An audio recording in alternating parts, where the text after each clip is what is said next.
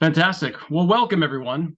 My name is Matt Casey, and I'm the Associate Director of Graduate Career Services here at Tufts. And on behalf of our entire Career Services team, we are thrilled to have you join us today for today's presentation around job and internship and opportunity search strategy. This is the second of multiple presentations this semester. Given the fact that I think a lot of new opportunities are going to be presenting themselves, particularly around new job searches, new internship searches, potential co-op searches. We certainly have a few job fairs coming up. There are a number of industry nights that are coming, so opportunities to meet employers and meet colleagues, meet alumni. So making sure we have a presentation like this sort of earlier. This presentation will be a primer on a variety of different options. There's a lot of information in here. There's a presentation, two presentation documents that I'll share at the end of this presentation that will align with the things that we're talking, including the one I'm going to walk through, and another one that includes targeted job boards that are all hyperlinked, things I think you might all find very interesting and very helpful. My background is career planning and strategy in higher ed in some form or function over the last 12 years. Initially as an instructor, then I ran career services for a different university, and now graduate career services here at Tufts. I've also been an executive recruiter in higher ed, so do have experience working and helping find and source talent and what it's like to how recruiters and hiring managers think about recruiting and how they target and how you can think like they do to source the right and interesting opportunities. I've also been in, I have my own career coaching practice, but I also have 12 years in industry in multiple sectors and options, and have hired professionals, including undergraduates, graduate students, and alumni from across different areas. So I think it'll be a nice dialogue talking about the breadth of possibilities around what we're trying to think about.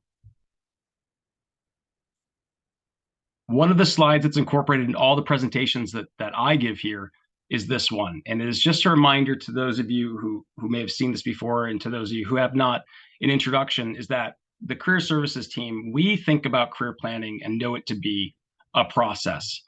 It may feel like something that is disconnected or is different parts, or I need to get I just need a resume and I'll do a job search and maybe I'll practice interviewing and I'll get an opportunity. We want to make sure to let everybody know that everybody falls along this continuum at any given time. Sometimes you can occupy the same space or multiple places at the same time, but it's really, really hard to skip steps. So from a career services standpoint, we just want to let you know that we're here to meet you where you're at and support you with resources, tools, and advice anywhere along this process.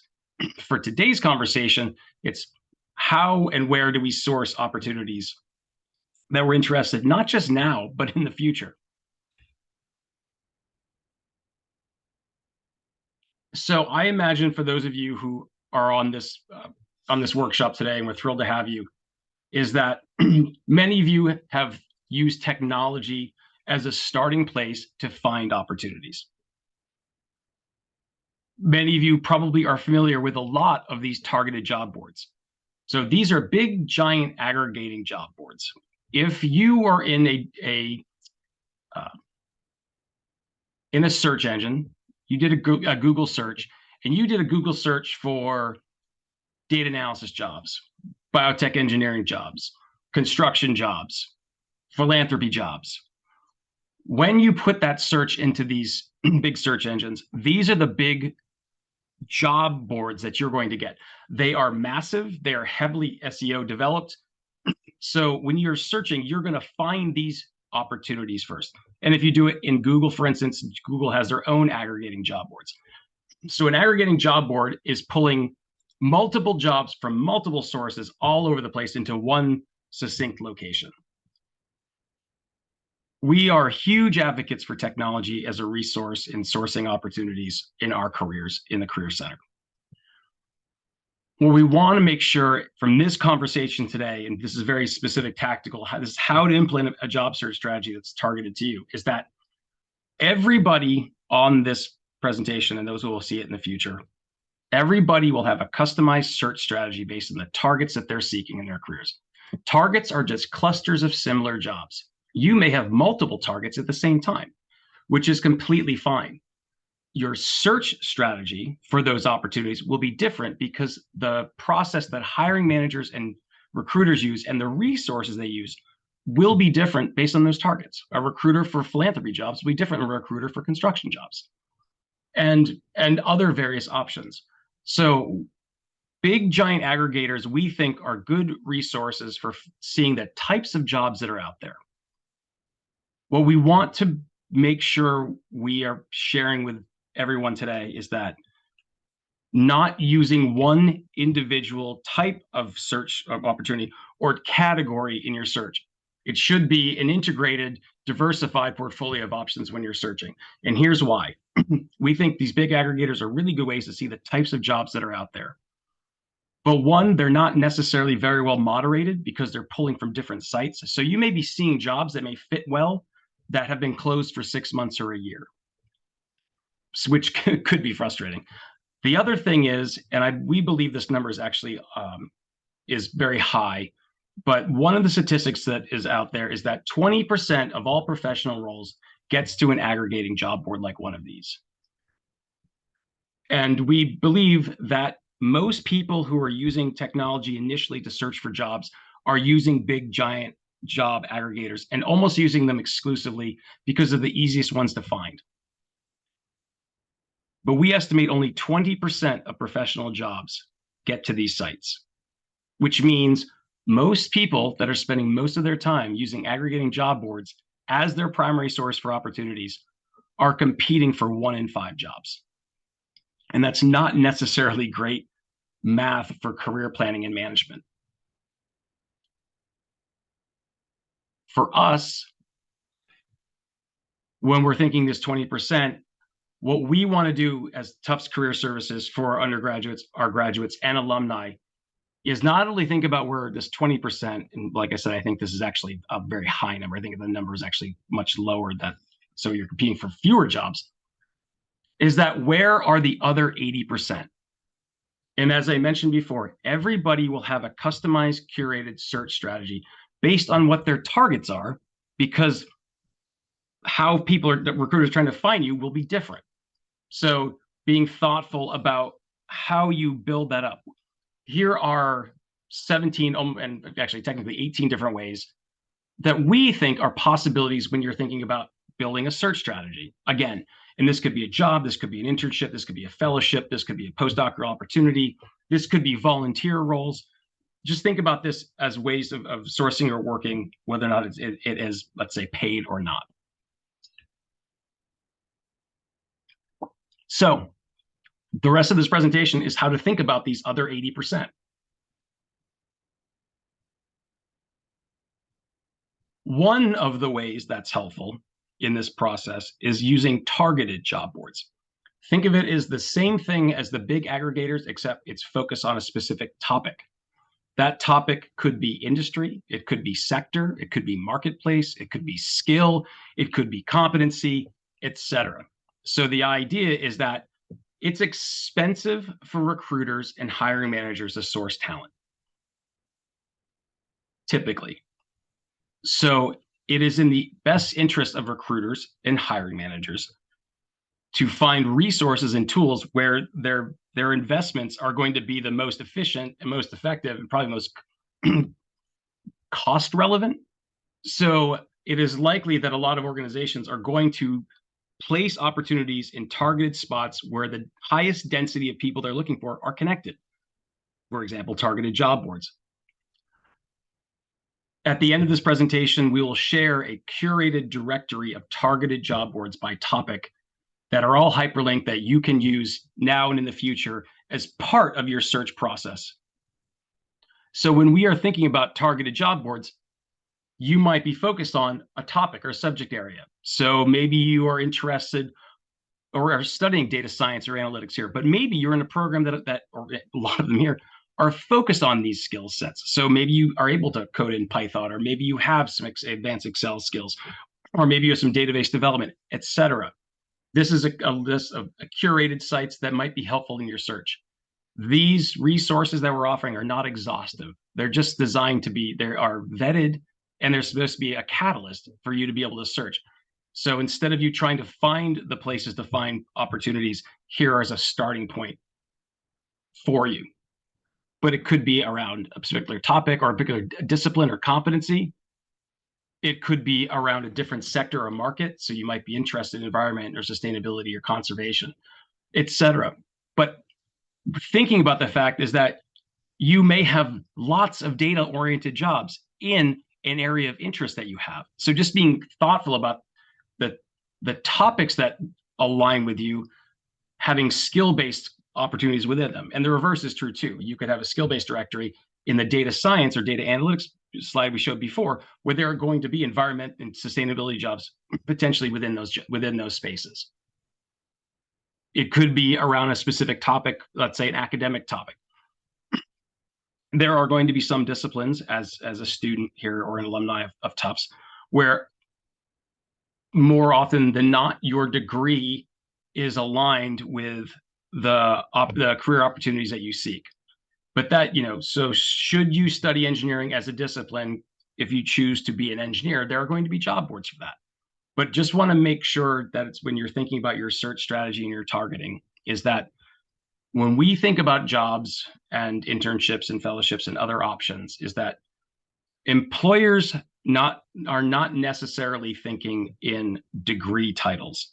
A lot of times they're thinking more in terms of value creation. So we just want you to know is that you're not just your degree, you're not just your the work experience. You're an amalgam of all these skills and interests and styles and experiences.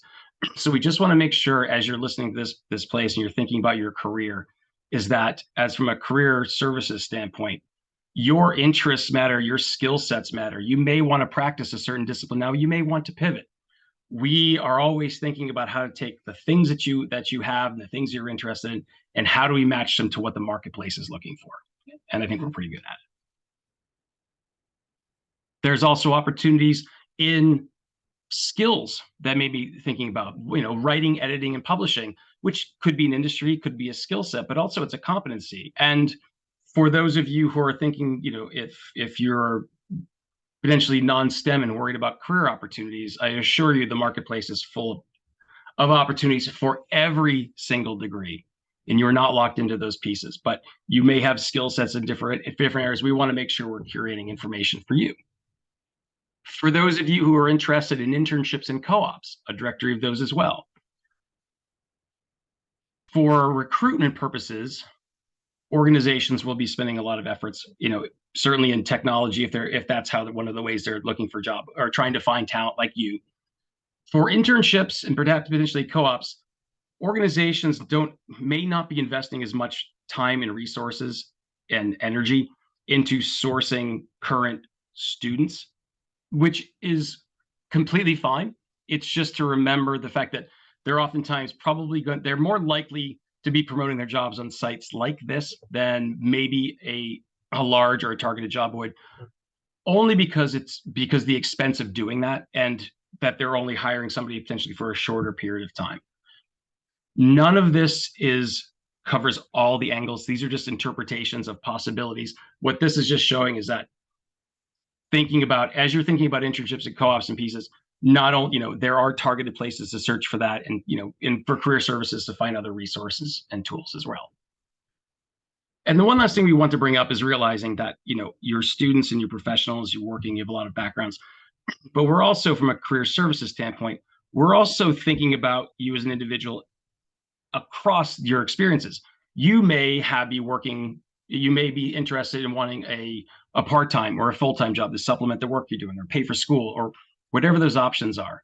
We just want to make sure or have something like a side hustle. So something you do on the side to earn income. We are curating tools and resources to help you find opportunities that may be short or part-time, or showcase your work where somebody can buy them from you. So again, just thinking about the fact, should you be looking for other options? What we in career services are trying to do is help you think about not just about your full-time role, not just about the long-term job prospects, but how do you earn income? How do you make money? How do you get experience? And all the variety of ways in which to do that. So targeted job boards are incredibly helpful. And again, one more tool in the toolkit of search strategy. The second is that the resources that we have internal to career services that may not be outside of the bounds of this. So the first one, and many of you who signed up for this presentation today went on to Handshake. Handshake is our proprietary student and alumni and career services engagement platform. So it allows you to sign up for events and programs and look for workshops or career fairs, etc. But what it also is a well-curated job and internship and opportunity board. So very much like you might have seen in a large aggregating job board or a targeted one, the Handshake job function or search function is very similar in its creation. There are hundreds of thousands of jobs and hundreds of thousands of employers, we believe, and they're adding every single day. The one thing that's nice about Handshake from a search perspective is that unlike a targeted or a big aggregating job board, organizations have to ask for permission to have access to Tufts. So, and we as Tufts Career Center will approve those organizations. And that's really interesting because what that's saying to us is these are employers that are interested in hiring Tufts talent. It doesn't mean that they're not trying to hire other, having Handshake at other schools and hiring other talent. But what it is saying, it's one less barrier to entry that they are potentially interested in your capabilities. So just like potential opportunities is to be able to look at jobs, and the job bucket in here encompasses all employment opportunities. And you're able to search by any topic area you want and filter it by dozens of criteria, by location, by geography, by salary. One of the other elements that's interesting about Handshake is that although it's not required, many employers do, is that there are 2 questions asked when they are creating job or internship or opportunity profiles. They are asked if they're willing to host CPT and OPT. And the second question, they will respond if they are interested or willing to sponsor. So it's not required, so it's not for everyone. But for those that do respond, that can be very advantageous for those of you who are international students or alumnus who are looking for options. You may get an indication of some of the employers that are interested or likely or desire talent from all over the world. So one of the things that we are definitely advocate for when you're leveraging technology and tools like this is automating your process. So for all of the job and opportunity boards we're talking about, you can create job alerts. And job alerts can be set up by topic. They can be set up by usually it's around a title of a role or something like that, by a set of criteria. The idea is you can set up usually as many job alerts as you want by sites. But what we're hoping to do is that when you're targeting roles and you've identified the titles of those roles, if you're creating job alerts, what we're trying to prevent all of our students and alumni from doing is spending the bulk of their time, many hours a day, going onto individual job boards and searching for brand new jobs all the time. When the technology, when you're setting up alerts, will send you all new opportunities. And usually you can set that up either for daily emails to you or weekly emails that are curated lists of options for you. We think that's important because spending 6 or 7 or 8 hours a day looking for jobs online we don't believe is the most effective way to source those opportunities. Maybe initially setting up alerts and finding options, but ideally we'd like, maybe spending 30 minutes or an hour maximum a day, and then spending the rest of that time either in class or working a position or upskilling, like learning new skills for either part of your degree program or on the side of those things, or you are building new relationships. And, as we'll speak in a little bit in this conversation, what the value of relationships are in the search process. So the other aspect I'll just mention with Handshake, I think is important to remember, or at least to acknowledge from our perspective, is that in a lot of ways, job boards and internship and opportunity boards that you're putting searches into can be intuitive. So if you put in data analyst into a job board, not only is it going to look for jobs that have data analyst as data or analyst or data analyst in the title, it's also going to search jobs that have those terms in it, or it's going to be thoughtful and provide jobs that may not be using those exact words, but they are roles that are consistent with opportunities like this. So maybe the same type of skills being used, but not the same types of titles. What we have found from Handshake is that it seems to be a little bit more literal in its searches. So I think setting up alerts with more specificity will give you a broader access to opportunities. So again, Handshake is one of a helpful, but one of many tools you can use to source opportunities. One thing I do want to mention with Handshake and what you're looking at is in some way the interface that career services sees versus what you as students or alumni might see. And what we have found in our searches is there are a lot of, because I was mentioning in our own titles, we're finding a lot of opportunities are not necessarily applied for within Handshake. And this is something I want to help you think about when you're doing searches, is that we understand the allure of recognizable premium brands. So your Googles and Apples and Johnson & Johnson and JP Morgan and any organization with high profile. And that's oftentimes where we see the largest and highest number of applicants for opportunities. But what we do see when you think about getting experience and expectation is that you may get have a job somewhere else doing the same thing for the same work, for the same pay, for the same expertise, but it may be a brand that you're not familiar with. Being thoughtful about the marketplace and those roles is helpful, because what we see on the back end is a lot of times there are open opportunities, internships and jobs, but in this particular case, showcasing is that we see a lot of times where there are a lot of zero applicants for open jobs. So we just want to help to make sure, as you're thinking about this, is when you're looking for opportunities, being thoughtful of entertaining all the roles that might align with what you're looking for, because it is very possible that you are one or one of very few from Tufts or anybody who's applying through this platform for that role. And that's a competitive advantage for you. So we recognize that you may not be able to see the same functionality we do, but as a career services team, we can certainly help. If you're not seeing some of the roles that are working for you, I think our team has the ability to sort of look behind in the back end of this tool and help you. This is dependent on each individual advisor and their comfort level and their time and their schedule. We just, from a structural standpoint, just want to let you know that we see a lot of opportunities that don't get applied for just simply because they may not be known. So, and again, I sort of mentioned before, same for internship as well as opportunities and jobs, but an incredible resource to use as part of your process. In addition to Handshake as an internal resource, we also have a tool called InterStride. This in particular is for those of you who may be international students or alumnus here seeking opportunities.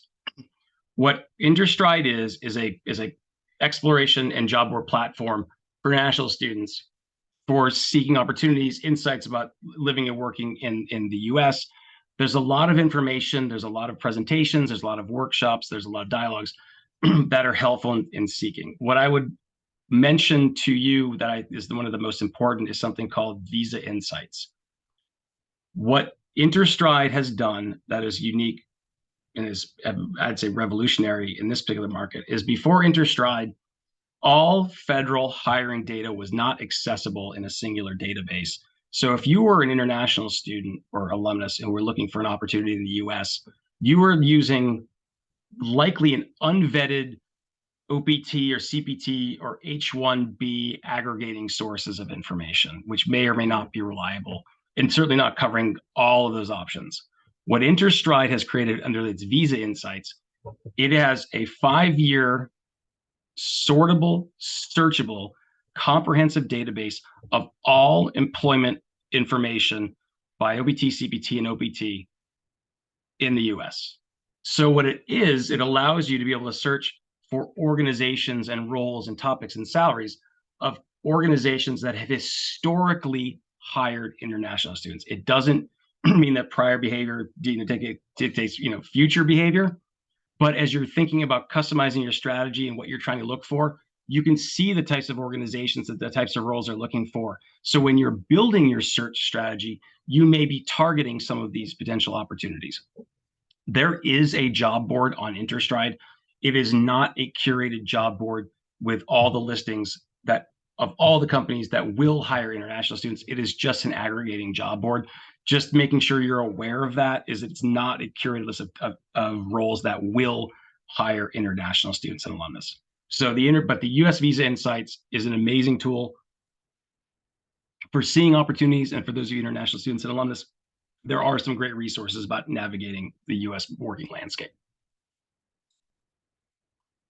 So we have technology, which we've talked about, so targeted job boards. We've also thinking about things like company websites or organization websites. And this is really important to think about. One of the things we sort of mentioned is seeing high volume of applications for brands that are recognizable and become highly competitive. And we know this is true. If the number is still correct, Google gets 100,000 applications a day, which is 3.5 million a year. So it's highly competitive. But there are going to be software engineering and development jobs in companies that maybe just or possibly close to is interesting, but may not market or brand themselves the same way, or maybe in a different sector or industry, but are incredibly valuable, incredibly competitive, and incredibly interesting to you, perhaps. What we want to say is when you're thinking about company websites, is recognizing is that potentially looking at a geography. If you were interested in particular roles in Boston, for instance, if you were interested in finance in Boston, and this is something Career Service is good at, is helping you build search directories of opportunities and organizations within a space. Because from a hiring standpoint, from recruiters and hiring managers, there are plenty of organizations that are high profile and but may not have the bandwidth, the interest, the resources, the time to promote opportunities outside of their own website and by word of mouth, which means it doesn't mean, so you're not seeing them aggregated somewhere potentially, or you're not seeing them, they're not investing in promoting jobs through job boards. So if you don't know the organization exists, how would you apply for it? And that happens all the time. So when you're thinking maybe geographically, maybe you want to move to a different part of the US to work and entertain some options. But how do you look at what maybe the biotech community, maybe the fintech community, maybe the innovation community, maybe the engineering community, whatever those pieces are, we can help you think about building sort of either a geographic or a topical search. So you're uncovering opportunities that your competitors aren't seeing. Well, job and internship and opportunity search is a skill, or it's a developed skill that we don't expect everyone to be experts in. We want you to be experts in yourself, but we also want to make sure we are helping you with tools and resources to be able to find these options. So when you're seeking new roles, you can find something. This happens to be Fidelity, which is a massive company, but they may not, maybe they aren't promoting somewhere else, but do you know about them, or all the other possibilities?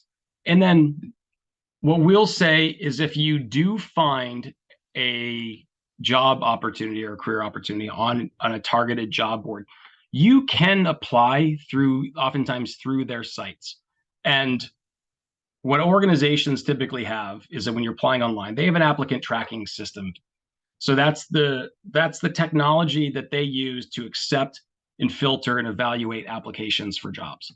We will say if you have the choice between applying through a third-party site or applying on the individual organization site, we think it'd be advantageous to apply on the individual organization site, just because it potentially may be one potentially challenging place where that may not working. The third party may not be working as well, or maybe delayed. So it's just something to think about. It's not a have to have, but if you have the option to apply directly on the site, even if you discover it somewhere else, it's a lot of times prudent to do so.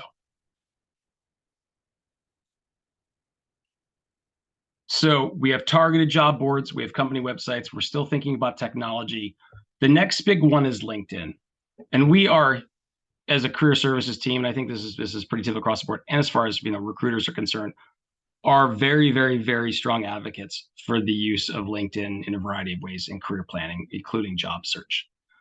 With the caveat is that everybody should be able to choose and can choose their preference for using social media, and we sort of call that LinkedIn because it's its own aspect of that space. Is that, can you source opportunities and get jobs without having a LinkedIn profile? Yes. Do we think it's advantageous for a number of reasons to have it if you're comfortable having a profile? Yes. And there are certain factors why. And these numbers they scale every single day. The 720 million registered users is actually low. It's probably closer to 8 or 850 now, and this is the scale. So what that's saying is 850 million globally. So, and about a quarter of those are in the U.S. So it's a predominantly free international platform platform of profiles and opportunities to connect for jobs and people. Millions of companies, millions of open jobs, lots and lots of Tufts alumni and students, which is a huge resource and tool to access opportunities. 40 million students and grads, search possibilities. The 95% is sort of sourced from recruiters use to find or vet talent. I think that number is actually low. I think it's closer to 100% of recruiters and hiring managers are using LinkedIn to either discover, evaluate / vet, or hire talent.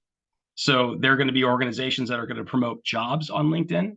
There are going to be organizations that are going to be building are going to be building candidate pools, but not promoting jobs. So even if they're not promoting a specific job, they're trying to find talent to hire it.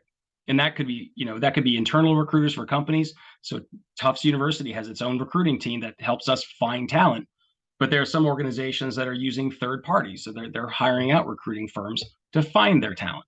But one of the process we found from hiring, and this comes from having been an executive recruiter, if you submit an application, for instance, and somebody reads your resume and like it, they're most likely going to read your cover letter if they've asked for it. If they like your cover letter, usually the next thing that happens is the recruiter either looks for your LinkedIn profile and reviews it, or Googles you and then does the other thing, and they do it in about 5 minutes. So if you have the comfort level of having this tool, it is a preferred resource to discover you and learn more about you. And it is, because it is different than a resume and cover letter, it's somewhat of a third leg of the stool about the application process. So it's a way to research people. It's a way to resource jobs. You can look for jobs, opportunities, internships. You can filter just like you did in Handshake, just like you did in targeted job boards. And you can set up job alerts by multiple topics and have them sent to you. So lots and lots and lots of options. So plenty of filtering capabilities, industries and salaries and locations and content, types of work you're looking for. So you really can customize these options that work best for you. But the other thing that's helpful is you don't just have to look by jobs. If you're looking, let's say you're looking for marketing analyst roles in the US, LinkedIn and the interface may have adjusted just a little bit, but you don't just have to look at jobs. You can search for people who have titles. So maybe you're trying to you're thinking about a networking strategy, or you're trying to explore and learning about new options. This is a way to look for people that may be in your network, or people you want to connect with and learn from, or just people you may be interested in. So just making sure when you're thinking about the fact that technology is an amazing way to get an opportunity, but we'll also talk about the value of relationships in that context. LinkedIn is probably one of the most effective ways to get an aggregate access to millions and millions and millions of people to learn and connect. So one of the things that's helpful on a current job board or on LinkedIn profile, which is nice, is what it allows you to do on your homepage when you've curated your profile is that in the bottom left, you see something called Open to Work. And this is a function we are thrilled that's been added. And that somebody like myself who's used LinkedIn as a tool to build candidate pools for clients, when you have a LinkedIn profile that's ideally complete with all the pieces you need to, like, a photograph and a background image and a tagline and a summary and detailed information about your experiences and expertise and education, etc. And there are workshops that we have available around developing like LinkedIn, optimizing LinkedIn profiles, and our Tufts YouTube page, which I'll reference later. Is that when you're thinking about the open to work in the bottom left corner, is that when they're building profiles, if your keywords or your background comes up in their profile, they may have a job opportunity that they're searching for candidates for, and there may be 1,000 people that come up in their initial search. In this bottom left box where it says open to work, you can open that up by clicking on that little pencil, and you can tell recruiters, or actually anybody in general, is that you are open to work, and that you can list types of job titles you're looking for. You can list geographies, the type of work. So if you wanted to do an internship or part-time or full-time or contract, when you're available, or are you actively looking? So by clicking on yes to recruiters, what you're doing is you're telling people that are recruiting for talent that should they reach out to you, you are likely to accept their outreach and have a conversation. And as we spoke about the complexity and the expense and the time consumption that is involved with recruitment, if they know you're likely to pick up, they're more likely to reach out to you. So there may be 1,000 people that are qualified, but 50 say they're interested in having a conversation, they're open to the opportunity. Recruiters are most likely going to spend their time on that audience first because it's more effective. And that's really helpful to know. So here's some of the customization you can do. The other thing you can do is you can share with recruiters. You can also, where they share, is you can share with your entire network. And what that'll do is that if you share you're open to work with your entire network, you get around your image, your picture of yourself, your photograph is an open to work sort of logo around the outside. People will ask if you're looking to open work, is there bias against you? Let's say if you are either out of work or are not currently employed. And I would say potentially historically there may have been some bias, which sadly, and there's not like utility in having a bias that way. But what I'd say is that the pandemic did change a lot of the dynamics. So much so is that how we've spent our time, or how we choose to spend our time, is that we don't expect work to be everything to everybody all the time, and that is important. This is so true, is the fact that if you are building a LinkedIn profile and you have the section where it's employment or experience or expertise or experience, there is a section you can create where it talks about if you've had a leave or you're out of the workspace, and there's about 20 options. You can say to caring for a loved one, took a sabbatical, on vacation, caring for family members. So even LinkedIn is recognizing the fact that people's lives change, the nature of work has changed. So if we believe that relationships are a key part of searching for job opportunities, and we know they are, is that technology is an amazing, amazing way to get a job. You're just 10 times more likely to secure one through a relationship. But that could be anything, any touch point anywhere. It's maybe somebody you met years ago, or somebody that you know referred you or recommended something to you. So there's a lot of flexibility in that space. So what I'm saying is that should you want to open your marketplace to a larger access to your community, you should feel welcome to do that. And if you're seeking advice on this, you can always speak to myself or someone in career services about what may work best for you.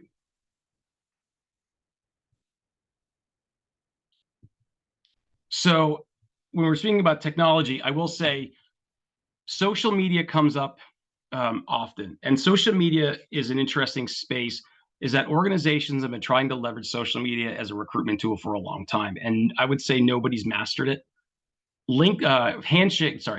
Facebook, I think, has had 3 or 4 different iterations of referral or job boards that have different levels of utility. So there's different sites using different options and different reasons. So when we're thinking about social media, what we want to help you think about is that organizations are not trying to not be found. So the idea is that organizations, it's one, the marketplace is incredibly strong for jobs and internships right now. Unemployment's as low as it's been in ages, and this is across market spaces. So, and we follow we follow industry analysts and forecasters about the marketplace. So we know that the hiring market space is great. Organizations aren't trying to not be found. It's incredibly competitive for talent. So organizations are trying in different ways to make sure they have multiple vehicles to try to find you. So they may be using big boards and targeted job boards and LinkedIn and company websites, but they also might be promoting their brand on Twitter or Instagram or a variety of other platforms.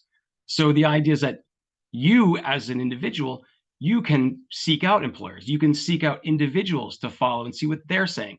LinkedIn has a creator feature, which is becoming a lot like other platforms, where you can follow people in what they're trying to do, but still directly engage with them. So, and then you think about, there are a lot of organizations that have like job and career boards. One of the organizations people often say they might want to work for is NASA. NASA is not trying to be found. NASA has a very robust job page on Twitter, and an incredibly complex internship search page where they're doing education. There's photographs. They come to campus at least a few times a year. So the idea is, if you start thinking about these organizations that you may or may not think are accessible, they are definitely trying to access you, and they're trying to do it in different ways. So just being cognizant of access points is helpful in your process. And organizations are using social media. And here's the thing with social media. One's, you using it as a tool, but the other factor is, this is sort of, I was just sort of mentioning it, you could go onto Twitter right now. And I will say, as a platform, it is evolving and changing quite a bit. And there aren't as many participants, but there's still utility in sourcing opportunities. You can put in finance jobs Boston into Twitter right now and get a directory of options that may be interesting to you. They may not be relevant or current, but it's just to exploit or showcase the idea is that there's information out there. And again, this is where the NASA internship piece was. But the other thing I wanted to mention is that organizations are looking at your social media too. And that the reality is that this is one statistic that's really interesting, is that, about 3 or 4 years ago, 5 years ago, nearly 60% of organizations did not hire a candidate in some capacity by looking at their social media content and information. And that may be inappropriate content or maybe a lack of content. So just making sure is, however you're promoting your external brand, is that you're managing it professionally and effectively. It doesn't mean conservatively. It just means thoughtfully and building up to your brand. And if you're thinking about that from a career planning standpoint, that our career services team can speak to those aspects too. We've talked about technology, we've talked about resources, we've talked about social media. Relationships are another big piece. And how you can leverage them here at Tufts becomes really, really helpful. So when we're thinking about relationships and networking and I agree with this quote wholeheartedly, is everyone should be building a network before they need it. And networks are just communities of people you're connected with for a million different reasons. And being thoughtful about those communities and how you foster them is that I sort of mentioned that some measure of relationship can be very, very advantageous for sourcing a job. So networks are great for finding out about careers. They're great about job advice. They're great about like learning more. They're great for referrals, not just you getting referrals, but potentially you being a referral source for somebody else, finding projects and connections. So your relationships matter. And this is the thing I think is really important to recognize, is that of all those 17 aspects that are not aggregating job boards, in some capacity, there's usually a relationship connected even to the technology or the facet. So just being thoughtful of that, because when you're thinking that you're not networking, you're not relationship building, the fact that you're doing it already, you're already connected and going to be continuing to do it more. So people are part of the equation, even if it's technologically focused, or can be. So one of the resources is leveraging Tufts Connection alumni. The interface may have changed a bit. Tufts has so organizations have organization pages. So if you put in Tufts University into LinkedIn, you can go to Tufts page, and Tufts has an alumni section and has well more than 71,000 now. But it allows you to look up alumni by class years that they were there, or keywords or searches. So it allows you to see opportunities and potential people you might want to talk to in your career plan. And it can tell you some of where they work, or where they're located or the types of organizations they work for. So it's not an exhaustive tool, but from a free resource to be able to access this piece, it can be very, very useful. So one is the LinkedIn tool to be able to resource. And this is why I want to make it helpful when we're sort of thinking about relationship building and its utility and value, is that when you start thinking, and this is in front of you is what you're looking at is a visual map of my personal connections in LinkedIn a decade ago. Sadly, this tool that LinkedIn used to offer to visualize your network doesn't exist anymore, but I'm glad we took an image of it to sort of make a point.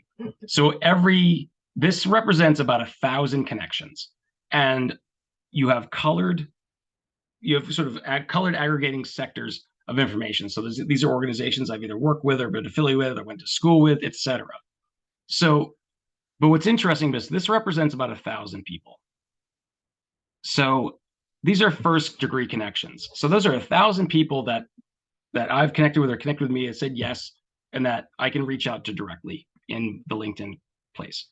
But at the time, those 1,000 degree connections gave me access to almost 500,000 secondary connections. So that's just somebody that I know that knows somebody else. That's a secondary connection. And there's 500,000 of those.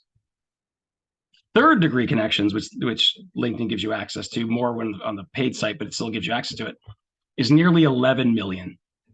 This is just to let you know, like the huge asymptotic growth and access to opportunities and people within a resource like this. Again, it's predominantly free. So when you start thinking about who you may be able to get access to, executive professionals, international leaders, whatever is important to you, strangely you end up finding maybe closer connections than you may have thought. So just recognizing is the more people you create relationships with in LinkedIn, for instance, the more exponential reach you have. There are other presentations around some of these tools. One tool that we are building we have and continue to build on is the Herd. Herd is our alumni and student mentorship and engagement platform. Think of it a little bit like an internal LinkedIn, where alumni, and there are thousands of alumni and thousands of students in this place where you can do searches, reach out or connect individuals for dialogues around any topic. People create profiles. You can search by any topic or area. There are groups that are connected. It is a very, very useful way to sort of and facilitate a way to build relationships, maybe of interest or very, very targeted for your jobs. And this is something, we're hoping to build this into something that it's just part of, like LinkedIn, it's part of your everyday. Is that we want, a place for the Tufts community to access and engage with itself in real time and often. Tufts has a university LinkedIn page, which has probably closer to 20,000 people now. So, which is managed by the Tufts Alumni Career Services team. So if you have a Tufts email address, you can look up Tufts University Career Network on LinkedIn. And all the links to these are in this presentation, which I'll attach into this presentation. You ask for access, which will be given. And this has recruiters and employers and faculty members and students. It's a place where you can connect and talk about and engage and share information. And then there's a Tufts alumni directory. Then there's networking. We're huge fans of networking with professional associations and organizations. Like I said before, recruiters and hiring managers are going to invest their time and energy in places with the highest density of talent they're looking for. Associations and governing bodies are certainly that. If we're looking for, CFAs, and I'm interested in hiring for some, I'm probably going to, promote a job in the CFA Society of America, and then maybe do it geographically, depending on what I'm looking for. A lot of organizations and associations have job or career or mentorship options on their sites. And a lot of these places as students and alumni have discounted or free access to some of these tools based on where you're at in your location. I can tell you from a recruitment standpoint, this was one of the most underappreciated aspects of sourcing talent, an incredibly effective one for trying to find people for roles.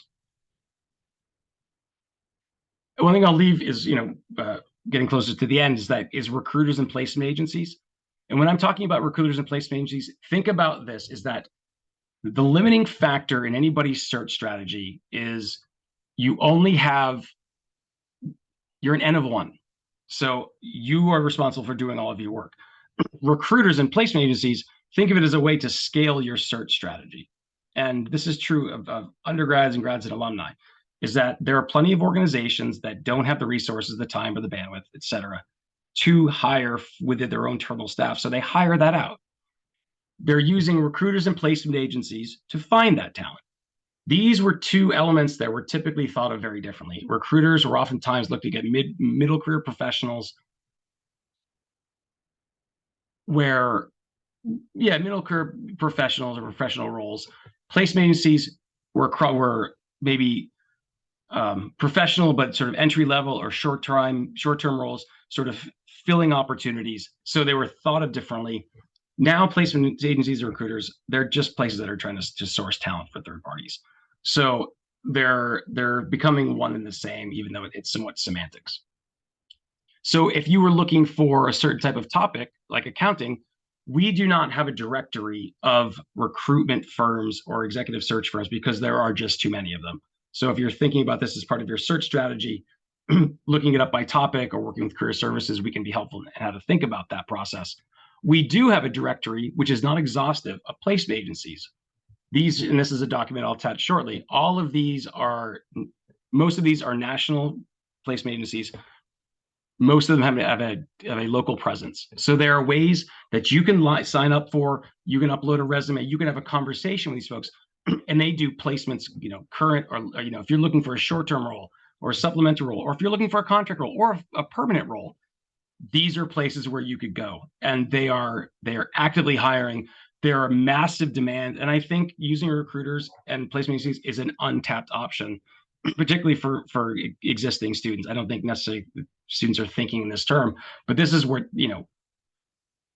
where people are searching for talent. There are job fairs all over the place. There are external ones.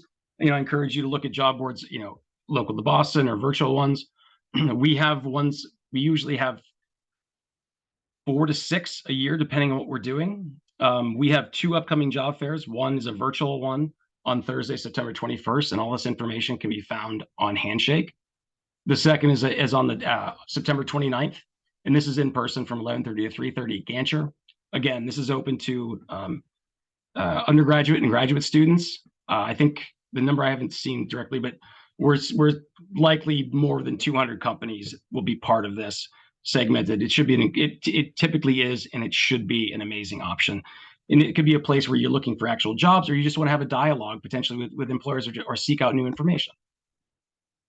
And the last thing I'll say with this piece is that, especially given the nature of the marketplace and and technology evolution and what you're trying to study here at Tufts or have studied, it's entirely possible that the job you're most qualified for doesn't exist yet, or you may create it.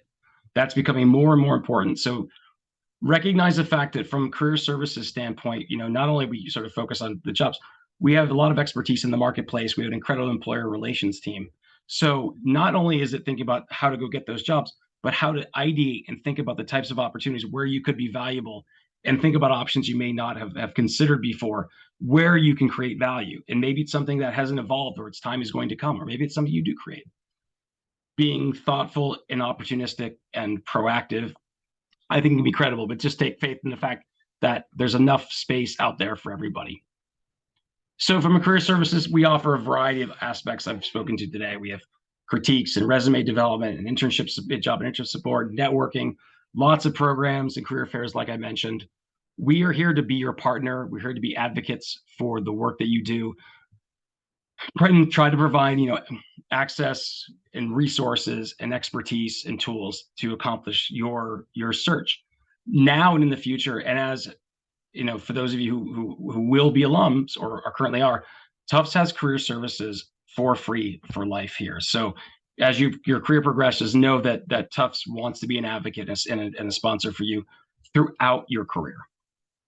So we are a hybrid office. Usually in our team is in 2 days a week at different days, predominantly doing our career coaching and advising virtually, but there are people who do in-person appointments over at Dowling Hall, and careers.tufts.edu is our site. And we're here to be your resources and tools, and we're excited and I'm grateful to have you on today's call. And so thank you so much for everybody's time.